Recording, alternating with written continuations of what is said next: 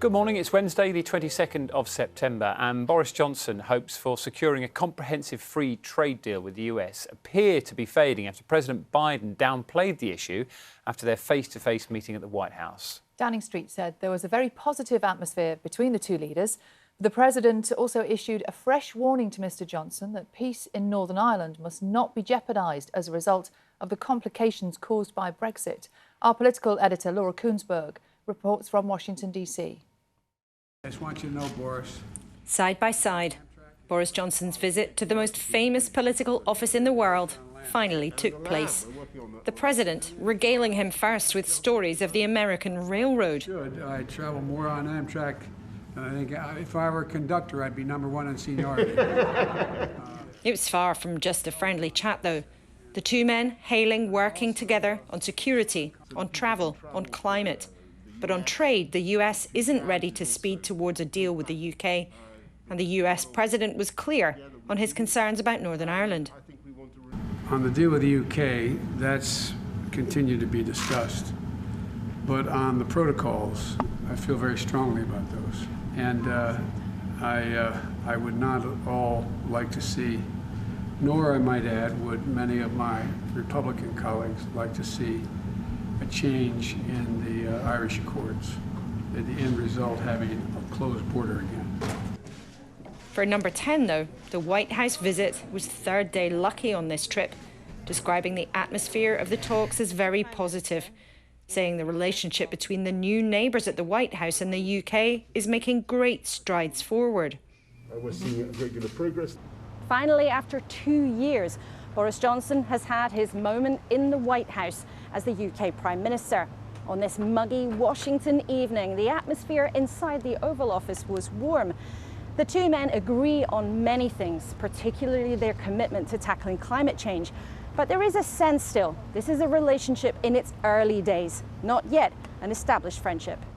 The Prime Minister still has one day on this side of the Atlantic. The situation he'll face at home could give him more cause for concern. Laura Kuensberg, BBC News at the White House. The commercial production of carbon dioxide for use in the food and drink industry is set to resume after the government reached a deal to cover a manufacturer's operating costs for a limited time. It comes after a warning that rising gas prices could lead to a shortage of goods on the shelves. Our chief political correspondent Adam Fleming joins us now. Adam, good morning to you. Lovely to speak to you as ever. So, where are we with this crisis? Has it been averted? Morning, Dan. Certainly this bit of the gas crisis looks like it's been averted, at least for a bit. And that's happening because the government has decided to cover the operating costs of one of the fertiliser plants for 3 weeks at a cost of several £million. And the reason that's important is that this plant makes fertiliser, but a byproduct of that is carbon dioxide, which is then used in all sorts of different industries, especially food production. And so if you've got no carbon dioxide, it affects the food that's on the shelves, or at least it would have done in a few weeks' time. And so this will now bide the plant over for the next few weeks. So there is no immediate crisis. However, what happens at the end of the 3 weeks? If gas prices are still super high, as they are now, well, this company might still find itself in trouble. The government says it will do whatever it takes to ensure the CO2 supplies for the country, but they say it has to be within a market-based way. In other words, I don't think they want to do any more handouts to any more companies as a result of this. Now, separately to all of this, as we've been talking about all week, gas prices are still very high, which means there's still a lot of pressure on the energy companies, particularly the ones that did not book and buy their gas supplies in advance when it was cheaper. And so the industry is still expecting more companies to go bust, which means more people having to switch to other suppliers where their bills could be higher than they were expecting. So that bit of the crisis is definitely not been averted yet. OK, Adam, thank you for laying that out for us. We'll be speaking to the Environment Secretary, George Eustice, about that and a number of other issues about 7:30 this morning. Now, years of repeated human errors and outdated technology led to an estimated £1 billion worth of state pensions being underpaid to more than 100,000 people. A report by the National Audit Office into failures at the Department for Work and Pensions found problems dating right the way back to the 1980s. Here's more from our business reporter, Sarah Corker. For nearly a decade, Irene from Worcestershire was underpaid her state pension.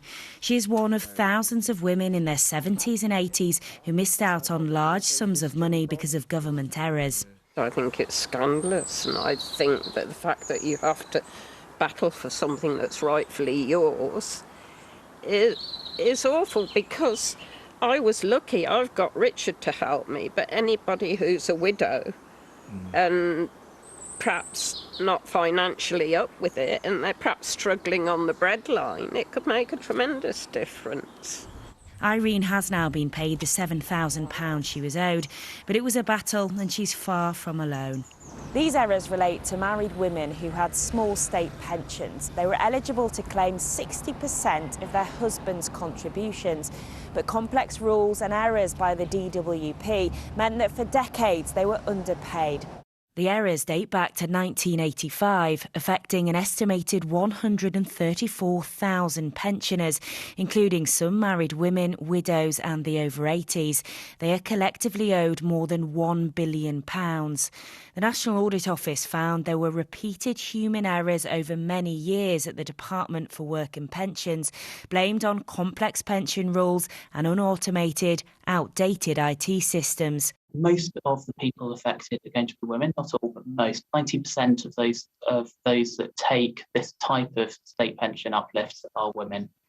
And unfortunately, I'm afraid that many of them will have died before they received the money that they're owed. So actually, in a significant minority of cases, this is money that will actually go to their next of kin.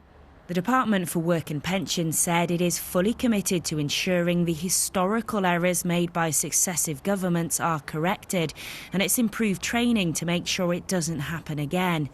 A team of 500 civil servants is now working to trace women like Irene who are shortchanged, but it will take years to complete. Sarah Corker, BBC News. Now, lava flowing from the volcano that erupted on the Spanish island of La Palma on Sunday has now destroyed more than 200 houses. Nearly 6,000 people who live near the volcano have been evacuated. The lava is flowing at an estimated speed of 300 metres an hour. Wow, look at those pictures, down towards the sea. And it is continuing, I can tell you, because this is the scene live in La Palma this morning. You can see that eruption still ongoing. We're hoping to bring you a little bit more information later in the programme about what is actually happening to the people who live nearby, because there's been some confusion, I know, about where they're going, how long they need to be away for. We will hopefully clear all of that up for you here on the programme this morning. The pictures are incredible, aren't they? I know. Look at that. Yeah. We'll keep an eye on that throughout the morning for you. Now, the footballer and the food campaigner Marcus Rashford is set to find a new type of stardom. He's had quite a bit, isn't he? On this time, the school syllabus. Well, some students starting GCSE Media Studies this autumn will learn about how the striker used his high profile to help provide healthy meals to disadvantaged young people during the pandemic. Last year, Marcus Rashford was awarded an MBE for services to vulnerable children over the last 18 months. So now you can go to school to learn about it. Yeah, and that was him with his mum at food bank, wasn't it? It was named, with it was Mel. named after her. Yeah. Yeah. It was named after her. Yeah. And she was telling him, a bit like you, he's got a bad back. A bit like you. Watch your back, Marcus. Right. Sorry, no, Not I'm in my new position. Now you're watching your top line. Yes, now I have to be very careful both about watch this. our top line. There's me. Are we watching our... There we go. You have to, attitude. Attitude is very important. OK, what is it? Well, this advice for this week is you have to pretend like you own the dance floor. In this case, it's you. You own the studio. I do. And everyone else has to get out of it. You Apart can from stay you. there for a minute, Yeah. Ready?